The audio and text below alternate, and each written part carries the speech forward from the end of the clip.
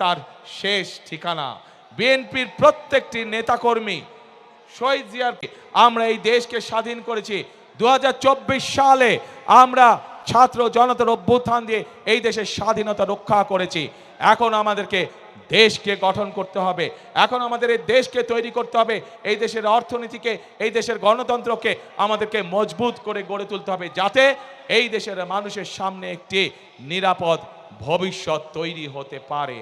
প্রিয় ভাই বোনেরা, 71 সালে আমরা যখন যুদ্ধ করে দেশ স্বাধীন করেছিলাম, তখন আমরা দেখিনি কে মুসলমান, কে বৌদ্ধ, কে হিন্দু, কে খ্রিস্টান। আমরা 2024 সালের গণ অভ্যুত্থানের জন্য যখন রাজপথে সারা বাংলাদেশের মানুষ নেমে এসেছিল স্বৈরাচারের বিরুদ্ধে, আমরা দেখিনি কে মুসলমান, কে হিন্দু, কে বৌদ্ধ, কে খ্রিস্টান। প্রিয় ভাই বোনেরা, এই দেশে হাজার বছর ধরে প্রত্যেকটি ধর্মের মানুষ আমরা শান্তিতে বসবাস করেছি। আগামী হাজার বছরেও আমরা চাই প্রত্যেকটি ধর্মের মানুষ শান্তিতে এই দেশে বসবাস করবে। যে যার যোগ্যতার ভিত্তিতে, যে যার মেধার ভিত্তিতে সামনের দিকে এগিয়ে যাবে। প্রত্যেককে বিচার করা হবে তার যোগ্যতা, তার মেধার ভিত্তিতে, ধর্ম দিয়ে কোনো বিচার করা হবে না তাকে। প্রিয় ভাই বোনেরা, সেই জন্য আসুন সেই রকম একটি বাংলাদেশ যদি গড়ে তুলতে হয়, তাহলে বিএনপি ইনশাল্লাহ আপনাদের পাশে আছে। সেই রকম একটি যদি বাংলাদেশ গড়ে তুলতে হয়, বিএনপিকে বাংলাদেশের জনগণ তাদের পাশে সকল সময় পাবে।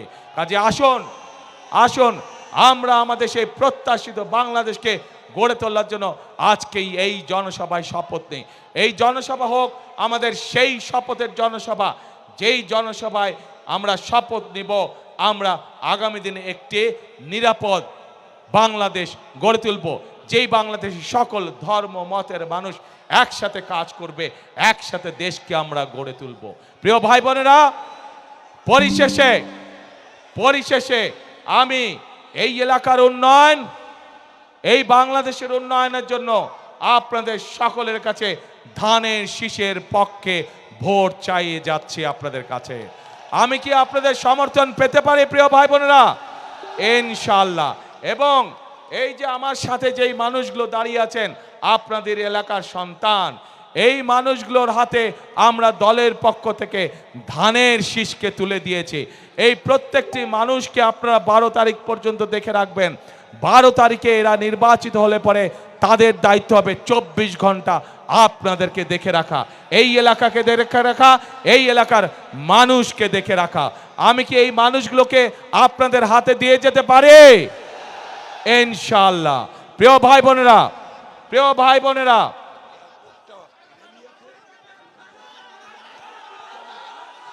আমাকে মির্জা ফখরুল ইসলাম সাহেব বললেন যে এই এলাকার এয়ারপোর্টটার কাজ অনেক দূর এগিয়ে গিয়েছে। ইনশাআল্লাহ বিএনপি আগামী 12 তারিখে নির্বাচনে সরকার গঠন হলে যত দ্রুত সম্ভব আমরা এই এলাকার এয়ারপোর্ট ইনশাআল্লাহ চালু করব। প্রিয় ভাই বোনেরা,